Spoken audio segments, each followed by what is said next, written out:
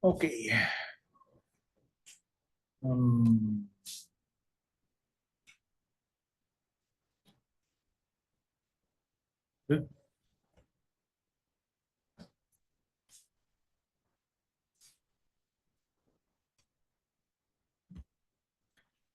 okay. So last time, ang diniscuss natin ay or introduce natin yung concept ng propagation matrix. Nakita natin na you can actually model any type of potential, diba? Whether barrier or well, um, tawag dito, using this method, the propagation matrix method. Okay, tawag dito, so na-introduce natin yung method na yun. Ngayon i-apply natin yung method dito sa rectangular potential barrier. Sa discussion natin last time, we ended up with yung properties ng propagation matrix, which is yung time reversal symmetry. Basically, ang sinasabi lang nun ay tawag dito, pag meron kayong incoming wave coming from the left, okay, and you have reflection and transmission, it's the same as if tawag dito, you have an incoming wave coming from the right, okay, tapos ma-reflect and matatransmit din siya, and yung symmetry na yun is explained by yung time reversal na symmetry. We also saw na yung expression for the propagation matrix can be derived from yung time reversal na symmetry. Okay, so doon tayo natapos last time. Okay, one of the things syempre na gusto nating matutunan dito, okay, is yung gusto natin malaman kung ano yung current na nagpapass through a barrier, or barrier or a well, or through any potential. So, tawag dito, to describe yung current na yon, we use, hindi yun.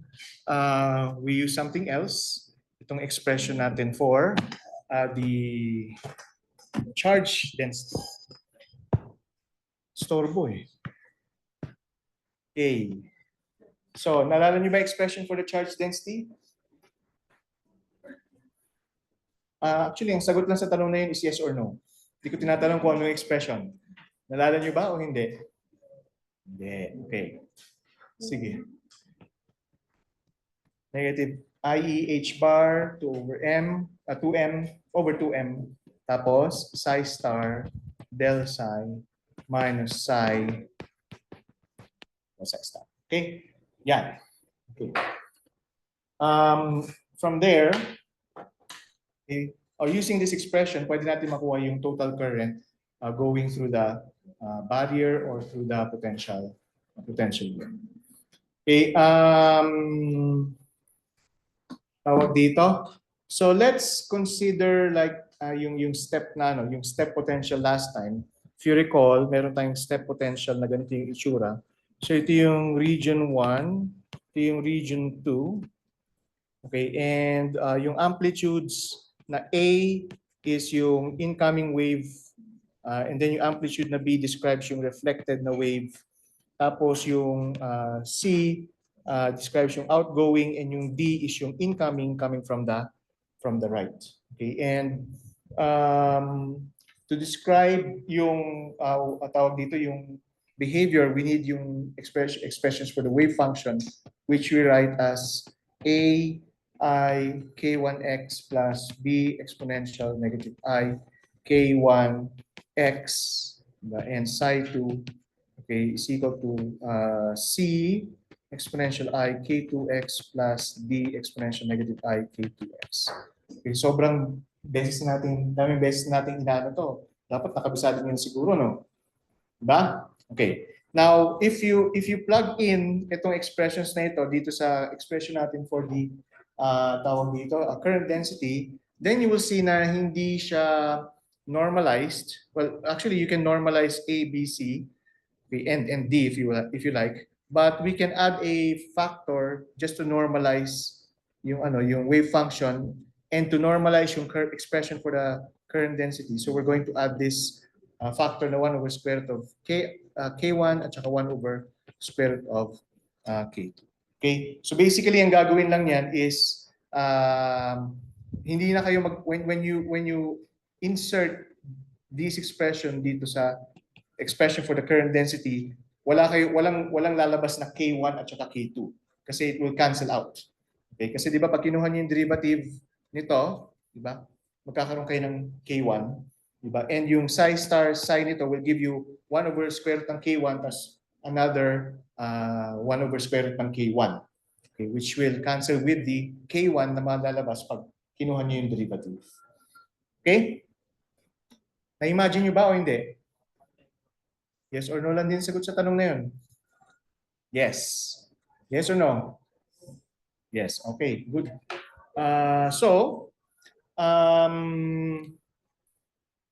When we do that, okay, when we insert yung ano na yan, yung expression na yun, itong mga wave functions na ito, syempre kukunin natin yung complex conjugates nila, di ba?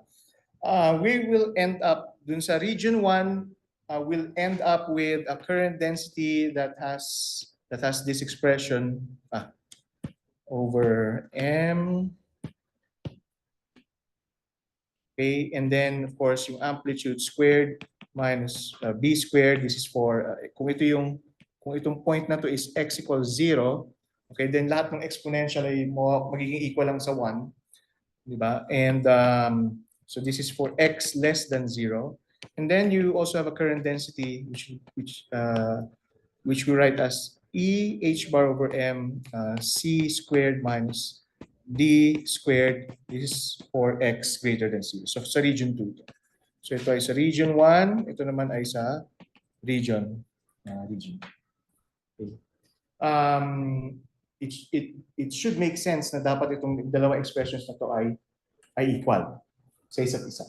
Okay, so dahil equal sila sa isa't isa, we'll end up with a squared minus b squared is equal to c squared minus d squared, or yung definition natin ng modulus squared is a star, b star is equal to c star minus d star.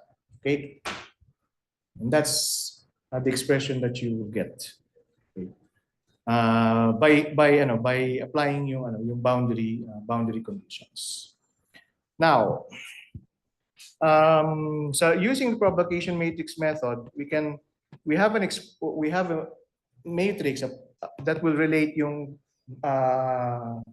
amplitudes AB dun sa amplitudes na CD. So yung total na propagation matrix has elements P11, P12, P21 at saka P22. Okay, and if we write this out, we have A11, P11, A plus times plus A is equal to P11C plus P12D, tapos B is equal to P21C plus P22D. Okay, and if you get yung complex conjugates ng mga yan, we have A star is equal to P11 star C star plus P12 star D star. Okay, and yung B star is equal to P21 star C star plus P22 star D star. Okay.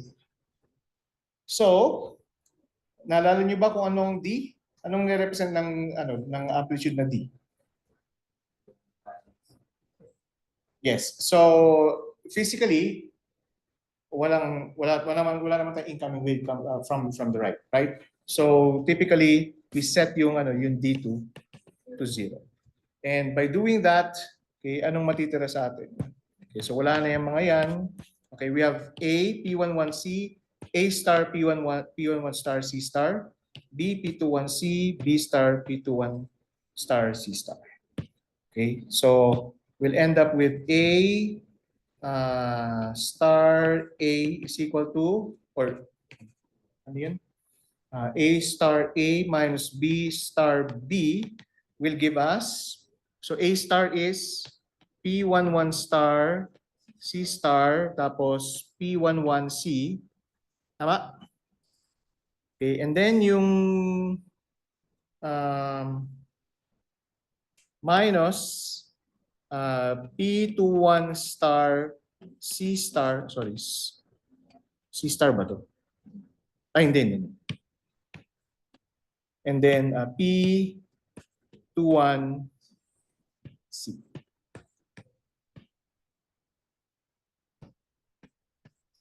Okay, P21C. So this become A star A minus B star B is equal to P11 star P11, okay, minus P21 star P21, tama? And then C star C. Okay. Ano kayong bagong joke na pwede kong, ano kayong bagong prank na pwede kong gawin para?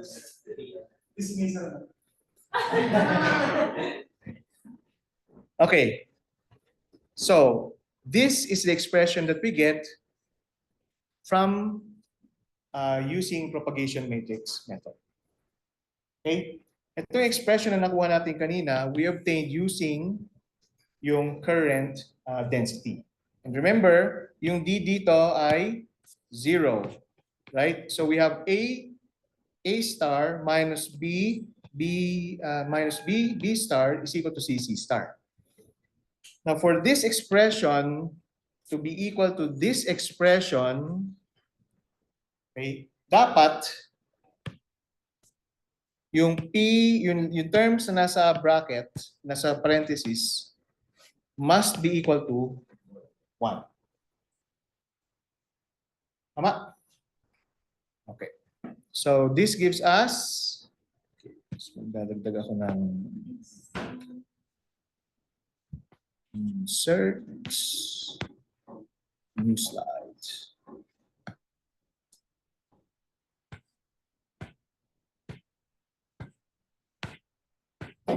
But ganito na yung PowerPoint. Dahil ba sa update ito? Slideshow. Okay. So, P11 star minus P21 P21 star is equal to P2. Dapat ay equal sa 1. Okay. Now, from last meeting's lesson, using time reversal symmetry, alam natin ang P11 ay equal sa P22 star at yung P21 ay equal sa P12 star. So we have P11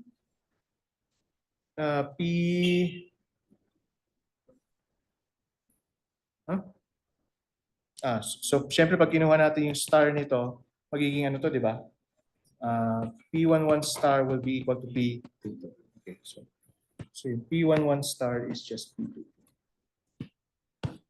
Okay, so P11, P22 minus P12, P21. Okay, and dapat equal yan sa 1. Okay, ano ba yung expression mo? Anong tawag natin dyan sa linear algebra? Kung ito yung propagation, kung yan yung matrix natin. So P11, P22 minus P21, P12. Tawag natin dyan? Ha? Hindi. Determinant. Okay, determinant. So determinant ang tawag natin dyan. So yung determinant ng P must be equal to. Or determinant ng P ay dapat equal sa 1. Okay? And that's where we obtained itong expression na ito. Okay, sa current conservation. Okay? Of course, ang determinant ng P is equal to 1 if yung wave vector is real. In other words, yung energy is greater than the potential. Okay, energy of the particle is greater than the potential. Pero if the energy of the particle is less than the potential, then Kj becomes a complex number, it's imaginary. Then yung determinant ng P must be equal to plus or minus I. Okay? So yun lang yung magbabago dun. Okay. Ang kinaganda sa tawag dito sa numerical solution is that fina-factor in niya yung change from a real to imaginary number. Okay, at least sa MATLAB. Okay, pero sa Python, I think kailangan mong mag-set ng conditions. Okay, para ang tawag dito, para hindi magka-error dun sa pag-code. Hindi ko lang kung na-update na yun. Kasi ang tagal-tagal ko nang gumamit yung last akong gumamit ng Python kahapon. Hindi na talaga ako benta.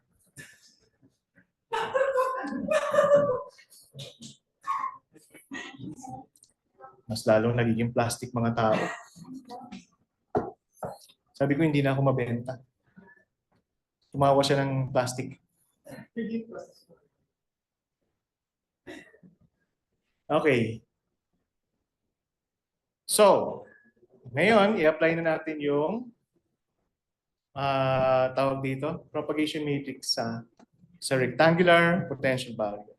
So sa rectangular potential barrier, we have two regions, x equals 0, tsaka x equals, region 1, region 2, region 3. Then meron kang, ang tawag dito, sa region 1 tsaka region 3, pareho lang sila ng potential.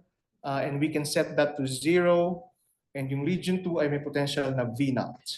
Yung region 2 ay merong width na, tawag dito, L. Okay, so yung width, yung barrier width niya ay L. In some sense, maganda rin na estudyante ko kayo sa 173, di ba? Kasi parang ngayon na-appreciate nyo kung ano yung width na ito. Okay? Kasi kung wala siguro 170, parang tanggap lang kayo ng tanggap kung ano yung ibig sabihin ng L. Okay?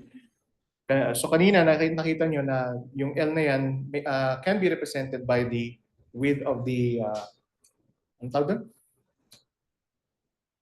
Depletion region, okay? Or space charge region, okay?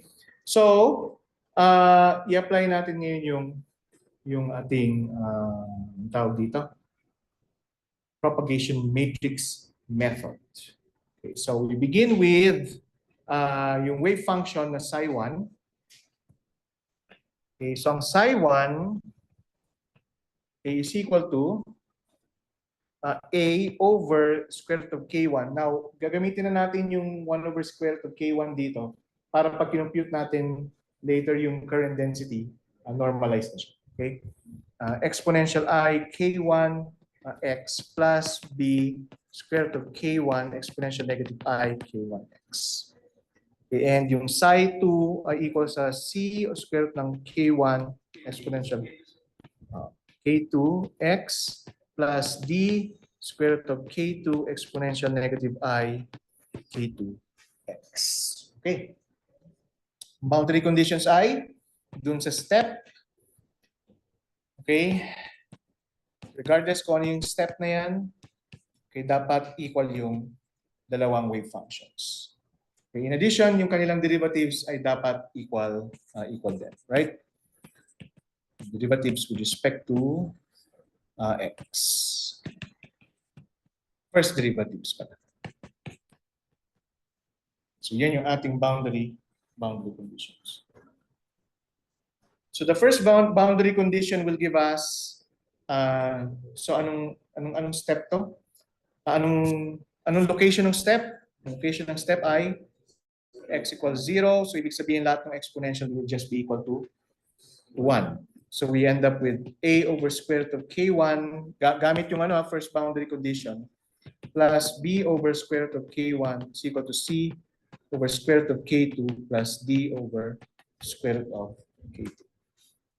And then gamit yung second boundary condition, we'll have a over square root of K1 plus minus b over square root of K1 is equal to negative K2 over K1 c over square root ng K2 minus d over square root ng K1. K2. Okay? So pwede na natin itong isulat in matrix form, right? So we have a coefficient, or we have matrix elements na 1 over square root of K1. Actually, pwede natin factor out yung 1 over square root of K1 dyan. And then we have yung matrix element na 1, 1, 1, negative 1. 1, 1, 1, negative 1. Tapos A times B. Okay? Naintindihan niyo kung paano nakuha yan, ha? Yes? Oh, dapat sumasagot kayo kasi puro yes or no questions lang yung tanong ko. Sa exam, walang yes or no questions. So habang kaya niyong sumagot.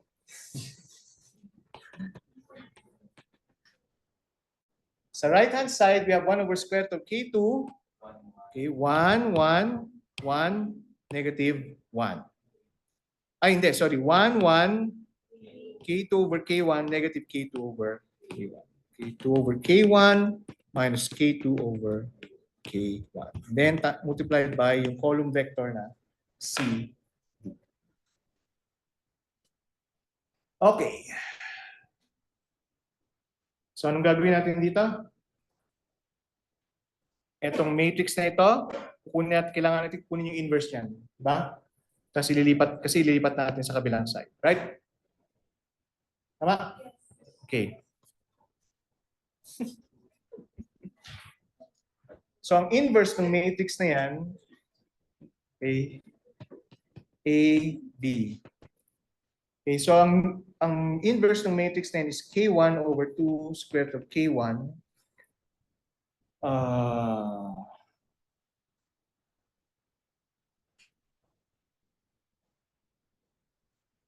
1, 1, 1, negative 1.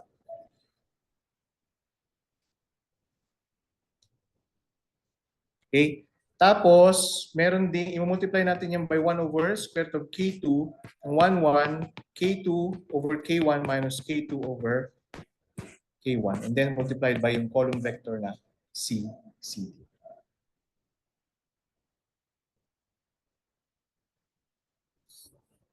Tama? Okay, yun double check ko lang. Okay, so what do we end up with? Pwede nating i-multiply yung K1 dito. Right? Kasi ano naman siya, scalar naman siya, di ba? Parang kayo. Scalar ng bayan. Ngayon ay lumalaban. Corny talaga ni Sir. Tapos, ano na mangyayari doon? Meron tayong square root of 1 over square root of K2, 1 over square root of K1 dyan. So pwede ko pagsamahin yung mga yun, ano? 1 over 2 square root of K1, K2. Tapos 1, 1, 1, negative 1. Then we'll end up with K1, K1, K2, negative K2. C, D. Wala na ako ng ganang magturo. Wala na natatawa sa jokes ko. Okay. 1 over 2 square root of K1, K2. Multiply na natin lahat yan. Marunong pa ba kayo mag-multiply? 1 times K1 plus 1 times K2. So K1 plus K2. Tapos 1 times K1 plus 1 minus K1. So K1 minus K2. That's the 1, K1, negative 1, K2. So K1 minus K2. And then ito 1, K1, then negative 1, negative K2. So K1 plus K2. C.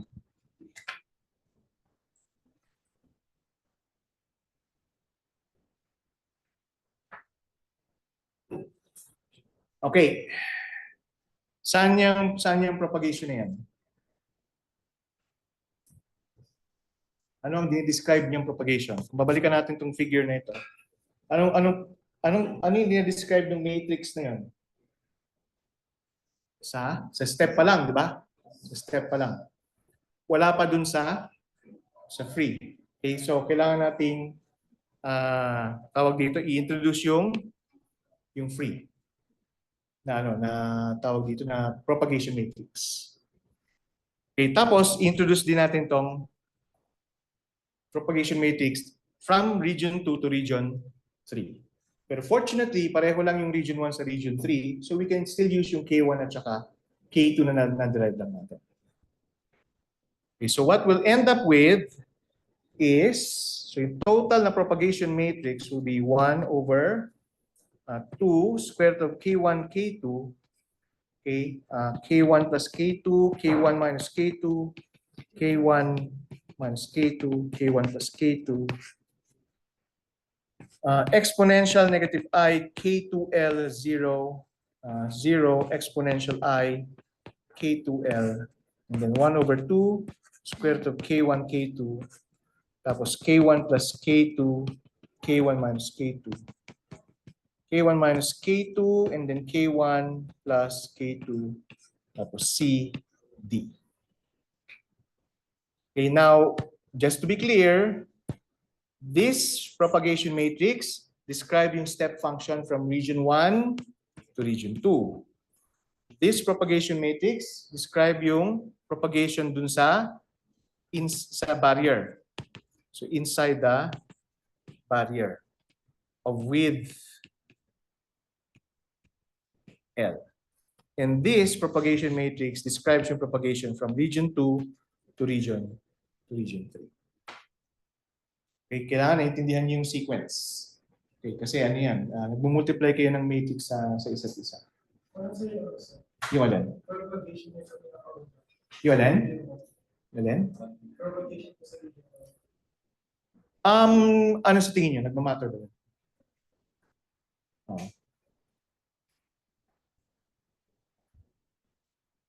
Kasi gusto niyo lang malaman yung incident and then yung paglabas.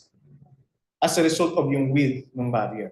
So hindi nagmamatter kung ano yung kung gaano kalayo yung na-propagate na niya bago siya dumating dun sa barrier. And hindi rin nagmamatter kung gaano kalayo yung ipopropagate niya after the paglabas. Ang gusto nating maintindihan is kung ano nangyayari dun sa loob ng barrier or as a result of the barrier na may width L. Kasi if we change the width L, ano mangyayari? Diba? Kung palinipisin natin ano mangyayari, kung palalaparan natin ano mangyayari. Okay, so in that case, hindi siya ganoon ka relevant. Besides, it will just give you, pag ginawa niyo yung computation, it will just give you the same result. And pangatlo, hindi niyo rin alam kasi kung ano yung width ng incident at saka yung width ng outgo propagation. Okay. Okay. So, any questions pa? Bago natin i-multiply itong tatlong matrices na ito sa isa't isa? Marunong pa ba kayo mag-multiply ng matrices? Sana. Nagmamatter ba kung alin ang uunahin yung i-multiply? So anong uunahin natin i-multiply dito? So paano tayo nag-multiply? From the left, going to the right, or from the right, going to the left?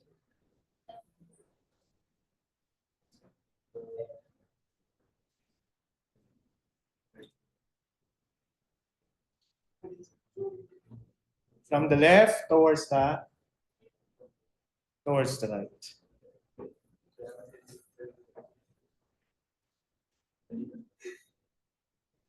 Okay? Okay. Hindi na natin gagawin yung multiplication no kasi sayang oras. Sayang ha? Ano yung honor? Honor and excellence. Okay. Ano ibig sabihin nun? Ha? Nagre-record ako.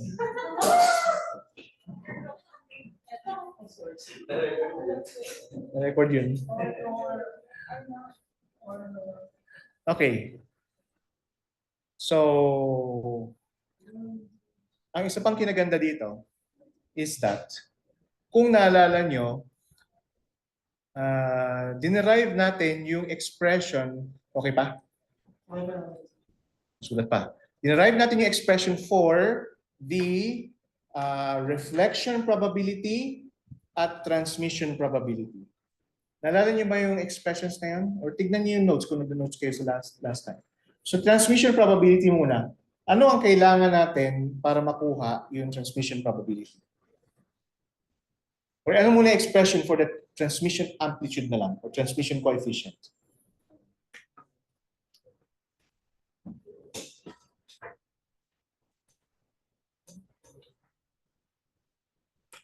So yung transmission coefficient, hindi, in terms of the matrix elements. So, kasi ultimately, multiply natin ito sa isa't isa. Diba? So we have matrix elements P11, P12, P21, tsaka P2. So in terms of these matrix elements, ano yung kailangan natin? Yes, so yung transmission coefficient, to get the transmission coefficient, anong kailangan natin? Ano yung expression? 1 over P11. Okay, so yung transmission probability is just 1 over P11 squared. Tapos yung reflection coefficient, P11 over P12. So R squared is equal to P11 over P12. In fact, hindi natin kailangan i-compute lahat ng matrix elements. Ang kailangan na natin ay P11 at saka P12. Then we already have an expressions for the transmission coefficient at saka tawag dito, reflection coefficient. Even more so na kahit P11 lang, okay na. Kasi once we get the transmission tawag dito, probability, we simply need to subtract it from 1 to get the reflection probability. Probability hindi coefficient So ang ibig ko sabihin is that t squared plus r squared ay equal sa 1. So kung alam lang natin yan, kuha rin natin yung r. Okay. And since you're doing numerical calculations naman dito, once you plot the transmission probability as a function of energy, it's straightforward to tawag dito, simply subtract or use this equation para ma-plot din yung reflection probability. Okay? Okay. Siguro iniisip niyo, yung straightforward na word na yan. Physics 101 pa yan Hindi naman totoo yan. Straightforward. Hindi naman. Ano? Gay forward. Kailangan natin maging gender sensitive ba? Okay. So, sige, P11 lang tayo. So, we need P11. Okay, so K2 plus K1, K1 plus K2, exponential negative I, K2L, plus K1 plus K2, K2 minus K1, exponential negative I, K2L, all over. Wait, positive ito. Positive yan. Over 4K1, K2. Okay, so yung sa equation 4.61, tignan nyo dyan sa ano. Positive dapat yung second na exponential dyan.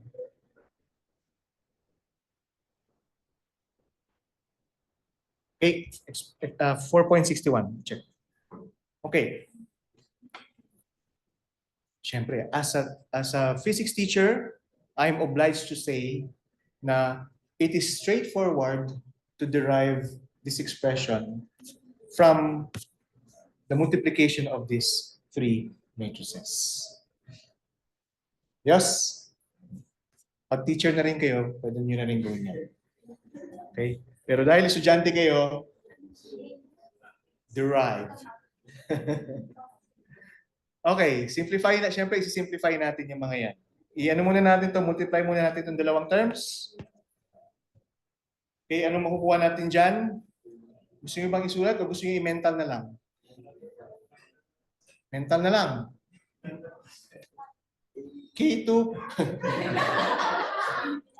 Napunta lahat ng energy ko dun. Nawala yung energy ko dito.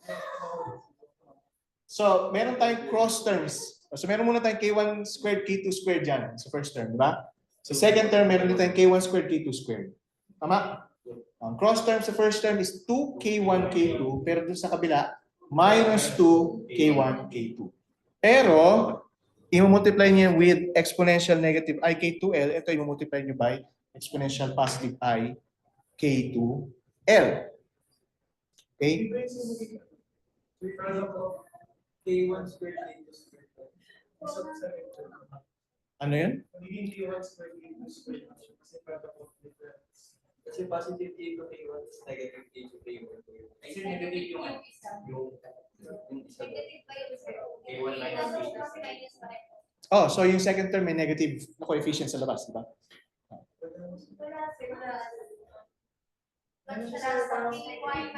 Ay, dapat pala sa parang K1 Huwag na lang natin i-mental. Sir, yung second term, sir, dapat pala sa K1 Yung K1 minus K2 tapos K2 minus K1. oh, positive. Ito ang correction, no? Ito. Ito yung correction, yan. Yan, yung K2 plus K1 plus K2 plus K2 minus K1, ba? Parang minus din, sir. K1 minus Ay, putik na mouse to. Edit out.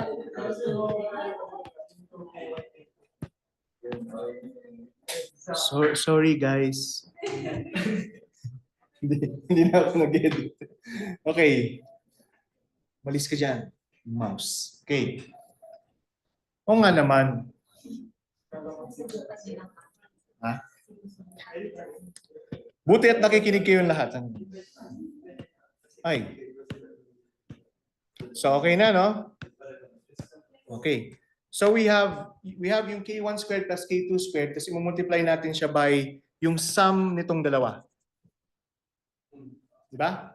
Kasi dun sa first term, meron kang K squared, K1 squared, K2 squared. Sa second term, meron kang K1 squared, K2 squared. Pero yung first term is multiplied by exponential negative I K2. At yung second term is multiplied by exponential positive I K2. Tama? So, i-add nyo ngayon yung exponential I K2L sa exponential positive I K2L. Ano, i-mental pa ba natin o? So, di ba? K1 squared plus K2 squared. Okay. Tapos ito, exponential I, negative I, K2L. Dito, meron din K1 squared plus K2 squared. Yan, di ba? Dito. From here. Pero, multiply siya sa positive A. So, positive I, K2L. Okay, yan. Okay, Ben? Intindihan niyo kung paano nangyari yan? Kasi common terms, yung K1 squared at K2 squared dito, parang pinactor out nila. Okay? And then dito, meron tayong, ang tawag dito, 2.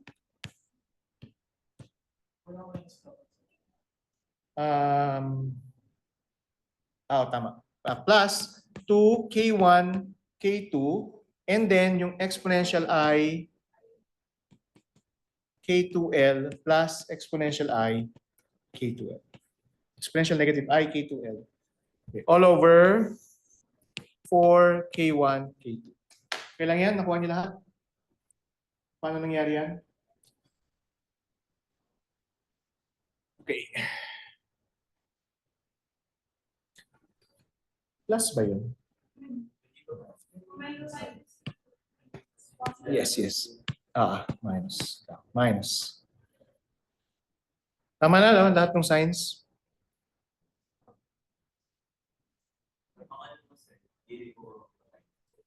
Yung alin? Hindi, kasi negative 2K1, K2 siya.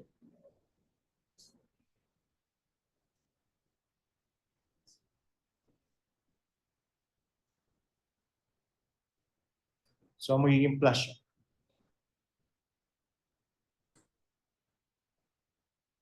Okay na? Akala ko sa ilalabas sa negative dun sa second term na first binomial. Yes. Tapos mag-perfect square. Hindi perfect square. Parang So, dun sa first term, meron kang 2K dito, meron kang 2K1, K2. And then dito, meron kang negative, tapos sa loob niyan, meron kang negative 2K1, K2. Okay, so K2, K1, K2 plus K1, K2. Okay, so okay, so yan na. Okay. So, syempre paghiwalayin na natin yung mga yan. Yung first term will give us K1 squared plus K2 squared. Okay, ano yung exponential IK2L minus exponential positive IK2L?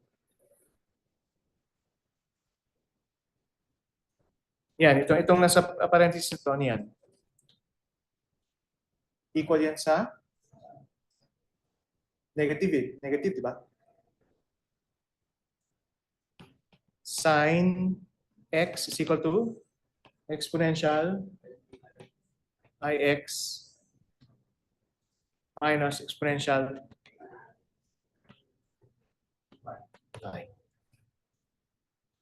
Diba? Okay. So this will give us over 2 K1, K2 sine ng K2L and then may imaginary number negative sign. May negative sign dito kasi ito ay exponential negative IK2L minus exponential plus IK2L. Pero yung expression is positive IX and then minus negative IX.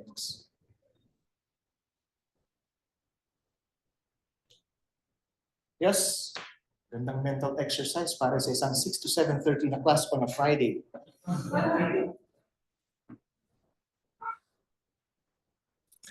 Okay, yan yung first term. The second term is, ano ito? Cosine, di ba? So 1/2. Wala nang 1/2. Bakit walang 1/2? Ay, o nga, may 2. Ito nga pala. Ka-cancel nga pala ito. Yan. Tapos yun na yung 1/2 nyo. Yun na yung 1/2. So cosine na kagad siya diretso. Cosine K2. Yan. Yan ngayon yung P1 ba? Okay, medyo useful na ba yan sa atin? Ano yung expression ulit for K2? Wala nyo ba?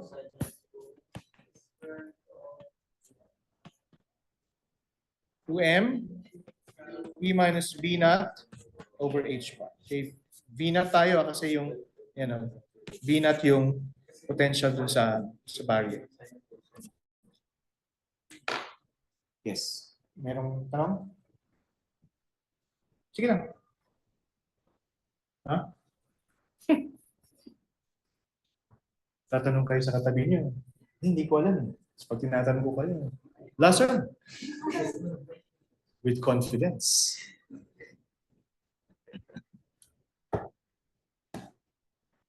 Okay. O di makukuha na natin yung transmission coefficient. Tama? First, kunin muna natin yung P11 star. Anong P11 star? Positive I. Okay? Yun na yung P11 star. Multiply na natin siya sa P11.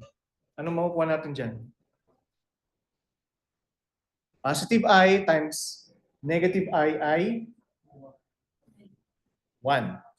Kasi ang I squared is negative 1 tapos may negative sign ka pa. K1 squared plus K2 squared 2K1 K2 sine K2L plus cosine K2L. Okay. Squared. Squared, no?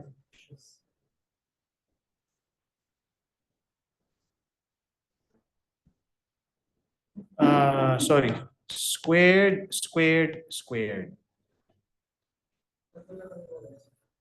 Kasi complex, real. A plus IB. Ganito ang ginawa natin. Ba? So, A squared plus B squared.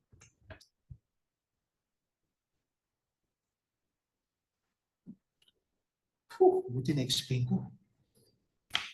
Kasi yung mga ganun na Meron pa rin. A squared plus B squared plus A is 2A. Hindi, walang constants. Tignan mo. Wala. Kasi a squared. Ay, that's a kasi minus plus. Yes. Yes. Yes. Pass na yun. Explain ko. Okay na? Okay. May questions pa?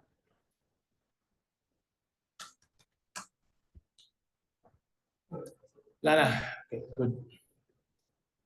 So, pwede natin itong isulat as 1 minus sine squared K2L. Okay? Kasi gusto natin simplify lang natin mga. Okay lang yun, ano?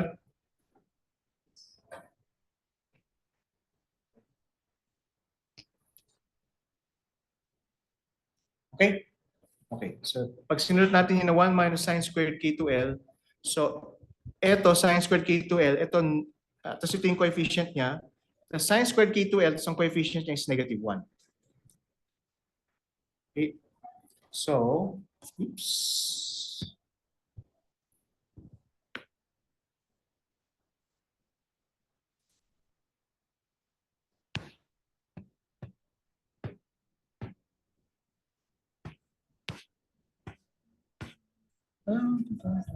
Wala ba dito yung slideshow na from current? Okay. Okay, so ano nang mangyayari? So, P11, hindi pa natin kinukuha yung inverse ha. P11 star, P11 pa lang tayo. So, yung expression na ito, minus 1. Tama? K1 squared plus K2 squared over 2, K1, K2 minus 1 times sine squared K2L. Kasunod? Kasunod? And then plus 1. Plus 1.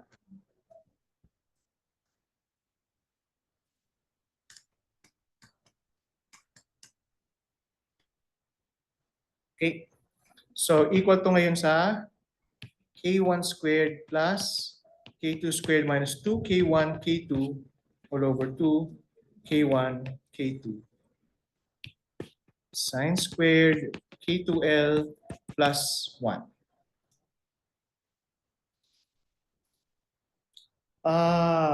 Shoot. Mali. Squared pala ito. Nakalimutan ko itong squared na ito. So, dapat ito ay squared. Okay.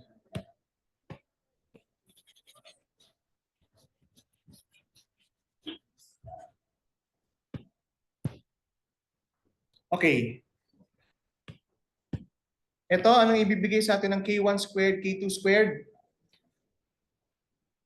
K1 to the fourth plus K2 to the fourth plus 2 K1 squared, K2 squared. Right? Okay? Okay. Siyempre, angat natin ito doon, ano?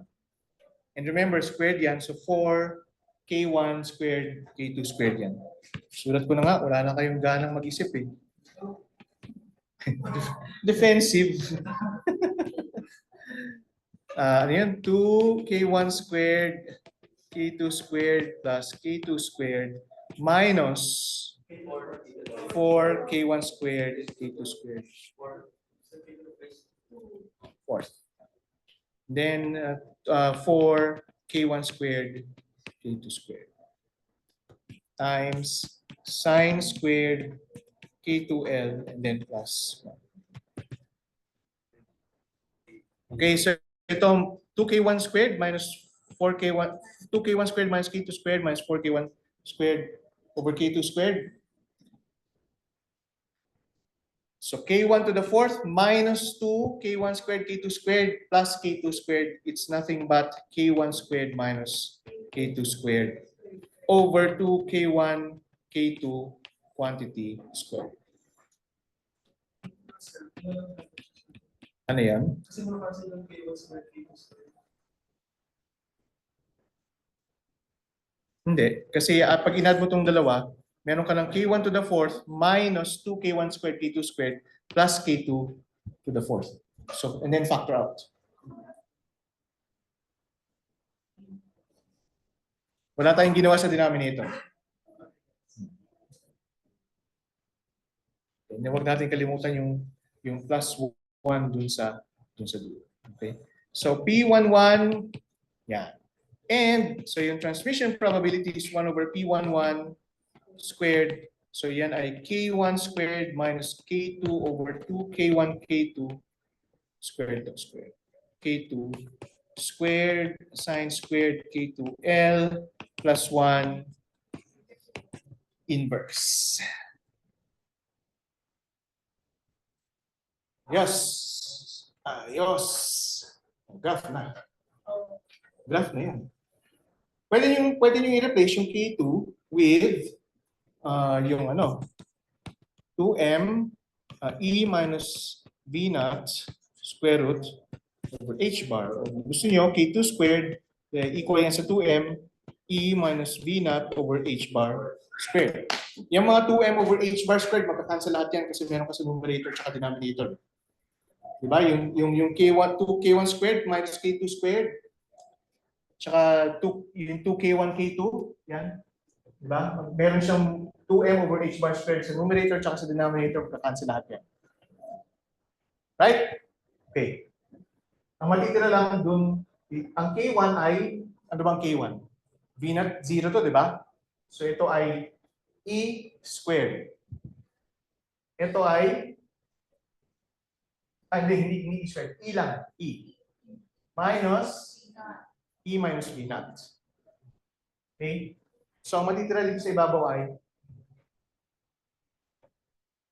V naught.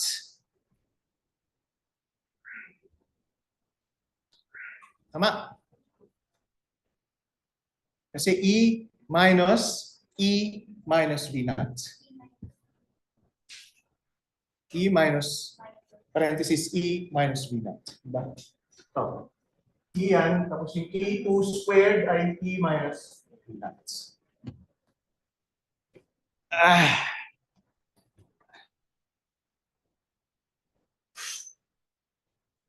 Then yung denominator, puro mga square root yan. Square root ng E minus V naught.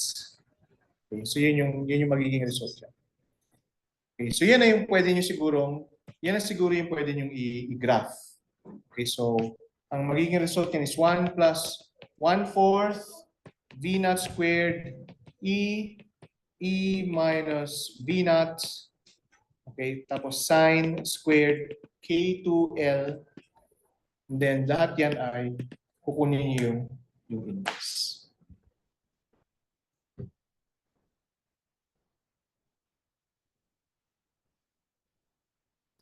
So, for E greater than V naught, yan yung expression na susundin. Now, let's see. Ano yung mga maximum values ng transmission? Kailan maximum yung transmission? Dito.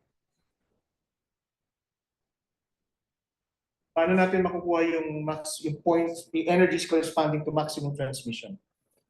Siguro mas makukuha natin yan kung gagandahan ko talaga yung handwriting ko. Yeah, isulat natin yung 1 plus 1/4 V naught squared E minus V naught sine squared K2L then inverse. Mas klaro ba yan? Pareho lang. Okay. Kailan magiging maximum yung transmission?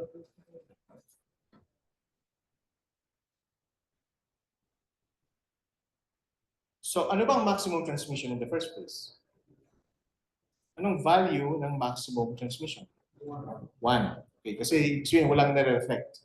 So, kailangan nyo na iset yung right-hand side or left-hand side to 1. Pag infinite yung? Bakit V naught? Eh, V naught is given kasi meron kang di ba? Yung? Hindi, V naught, andito yan sa sa barrier mo. Ayan, given yan Oh, given yung V naught. Ha? Kapag? Kapag ano? Ito siguro yung nakakalito dyan. T is equal to 1 all over 1 plus 1/4 V naught squared E minus V naught sine squared K2L. Yan. Baka mas klaro na sa inyo yan. Kailan ngayon magiging equal sa 1 yung expression na yan? Pag 0 yung second term sa denominator. Kailan magiging 0 yung second term sa denominator? Kapag yung sine squared K2L ay equal sa? Hindi, sa 0 muna. 0 muna. K2L, yan ngayon magiging equal sa N pi. N pi. K2L is equal to N pi. K2 is equal to N pi over N. Now, ang K2 is 2M E minus V naught square root over H bar. Okay, so from here, pwede nyo nang malaman kung ano yung mga energies that correspond to maximum transmission. Okay, so if you set N equal to 1, then you get the first energy corresponding to the first maximum na transmission. Set N equals 2, makakukuha nyo na yung energy corresponding to tawag dito, the second maximum transmission, and so on and so forth. So, ano rin ang implication nito? So, may mga discrete values lang dun sa transmission, sa graph ng transmission probability na kung saan maximum yung values. Which means na in between ng maximum values na yon ay merong nagde-decrease yung transmission. Pero mag-i-increase din kasi babalik ulit siya sa maximum transmission dun sa N equals 2. Diba? So, meron parang wave na di ba na tawag dito feature yung transmission na graph. Right? And we're just talking about energies greater than V naught. Okay? Hindi pa natin pinag-usapan yung energies less than V naught. Okay, so yun yung pag-usapan natin next. Pag yung energies ay less than V naught, paano magbabago yung expression natin dito?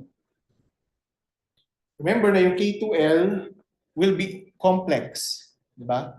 So yung K2L ay dapat isulat na natin as IK2. Okay, so ano lang ang babaguhin natin diyan?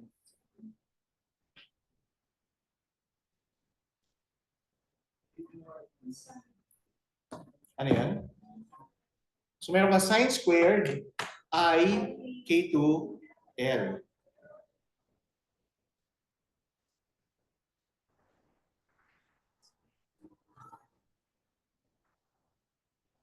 Ano yung i-graph yun? Hirap na i-graph yun.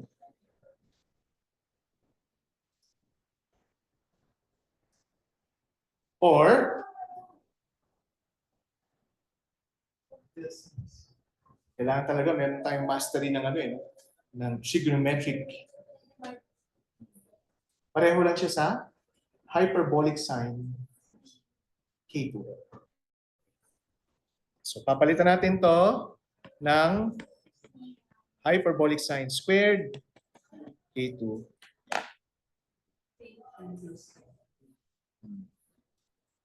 Okay.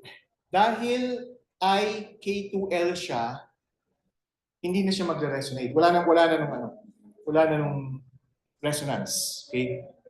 Magdi-decay na siya. Okay? So dahil which you expect din naman kasi may barrier ka eh. So pag yung energy mo malapit sa top ng barrier, okay, may transmission siya. Pero pag yung energy ng particle na doon sa ilalim ng barrier malapit sa zero, anong probability niya mag-transmit? Wala, di ba? So yung transmission probability from low energies to high energy ay dapat in-expect natin na mag-increase exponentially. Okay? So yun din yung ibig sabihin ng sine IK2L.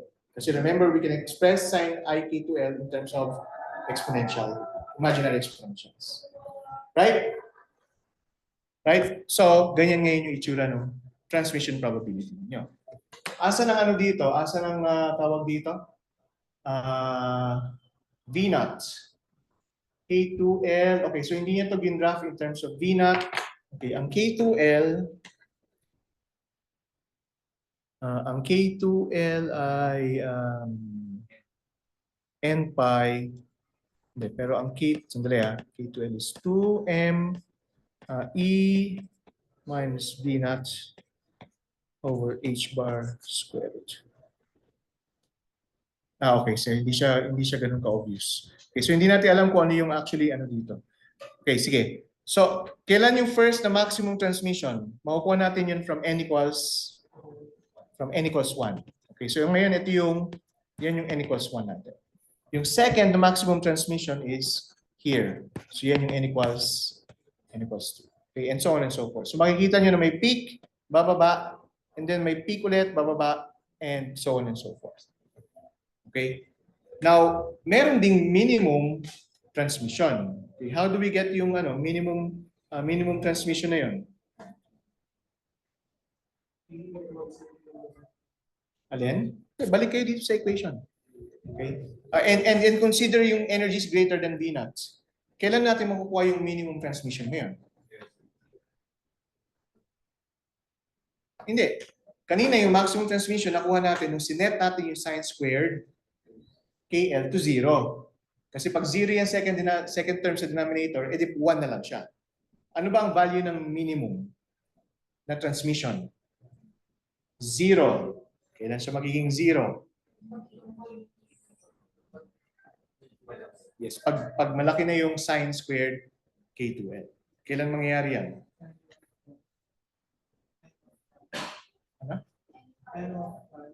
N half pi. So in between, di ba? In between ng n pi, right? Right? Okay. Kailangan kasi yung sine K2L ay dapat equal sa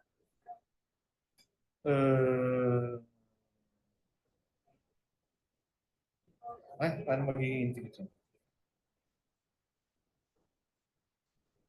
Equal sa actually ang minimum dito is not 0 but 1/2. Di ba? Imposible kasi ang sine squared K2L, ang maximum niyan is 1. Di ba? Wala na tayong magagawa diyan. So ang minimum dito is 50% transmission. Right? Right. Yun din naman yung nakita natin. Actually hindi siya 50% transmission kundi some value. Okay? So it will occur dun sa n pi over 2. Okay, so yan. So, K2L must be equal to 2n minus 1 times pi over 2. Tignan nyo. So n equals 1, ibig sabihin 2 minus 1 equals pi over 2. Okay. N equals 2 is 2 times 2, 4 minus 1, 3 pi over 2. Tama, no? Nag-make sense? Okay, so dun mag-occur yung mga minimum values. So pag ginawa natin yon, makukuha natin minimum value dito, and pag pinlot natin yung minimum values na will end up with this curve. Okay, so we also have an expression for the minimum value. Okay, now dito somewhere here will be yung potential V naughts, and makikita nyo na exponentially decaying na siya as the energy of the particle goes down. Okay, which is what we expect. Siyempre, hindi siya ganun ka-obvious pag ganyan natin siya pinlat. Okay, siguro pag ganito natin siya pinlat, mas magiging obvious. So yung left na graph ay yung energy, yung potential barrier ninyo. Okay, at yung right na graph ay yung transmission as a function of, energy as a function of transmission. Okay, so energy na to hindi ito K2L kasi kanina K2L yung nakalagay dyan. Okay, so pwede nyo ilipat yan sa energy by using this equation. Remember that K2L is related to energy from this expression. Okay, so yan. So pag ginraph nyo ngayon yung transmission as a function of energy, then you'll end up with this curve. So pareho pa rin naman yung shape. May maximum ka dito, may maximum ka dyan. And then you have exponentially decaying transmission. Okay, makikita nyo na nagko-coincide yan with the barrier. And once you reach the barrier, okay, pag yung energies ay less than the barrier, nagdi-decay na siya exponentially. Okay, yung transmission decays exponentially.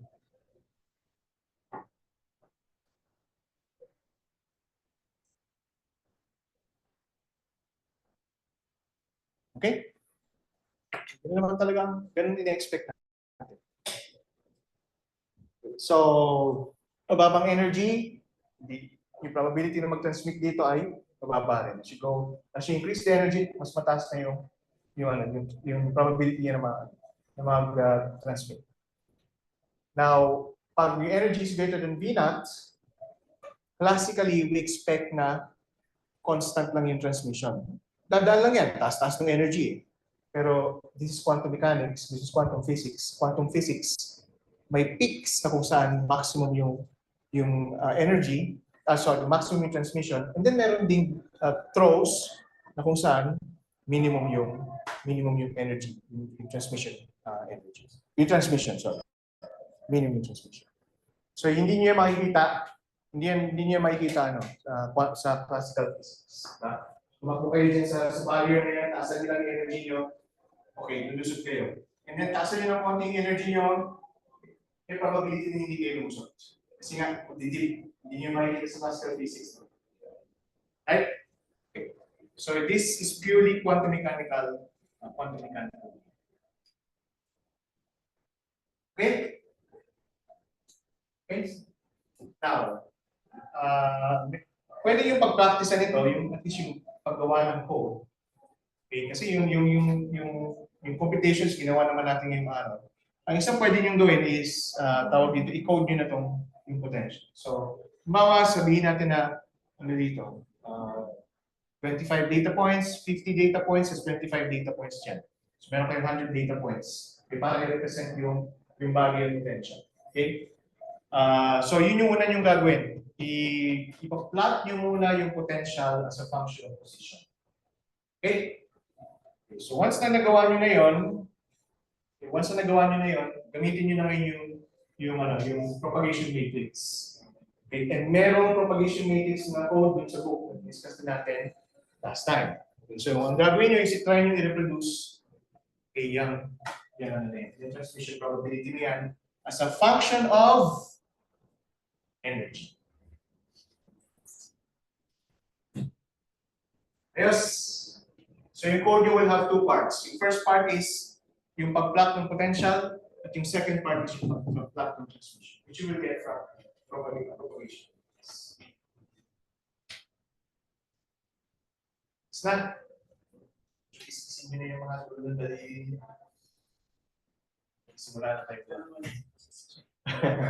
Dalawa lang ba?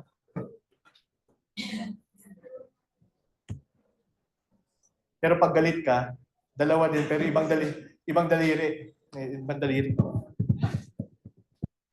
Hindi kita sa ano yun, sa recording.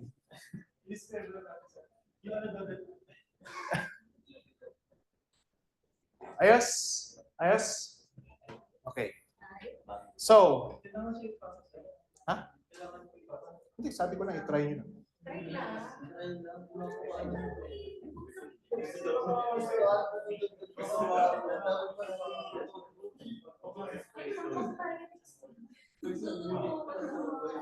So, next time, ang i-discuss naman natin ay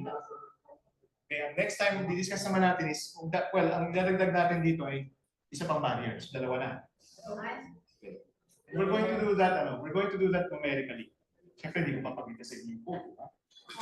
Kasi ang kailangan nyo lang naman actually yung kailangan nyo lang talaga yung kung paano i-code yung potential. Yun lang. Kasi yung propagation matrix, andun yun sa book.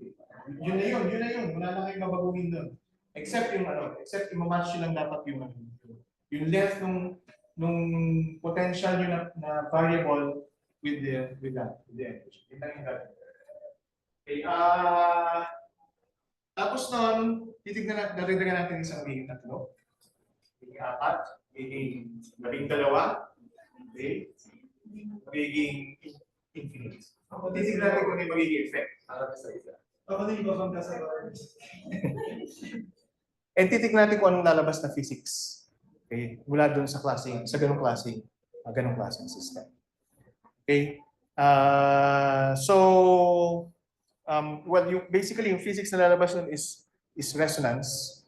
Okay? So yung mangyayari is the particle will tunnel from the first barrier through the first barrier hanggang sa nth barrier. Paglabas niya, okay, ano yung probability na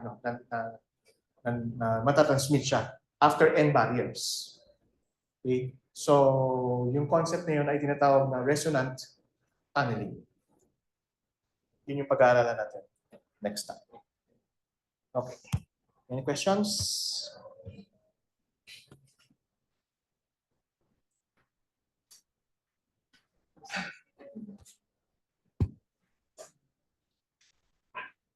Okay. So, kung wala na tanong, then happy week.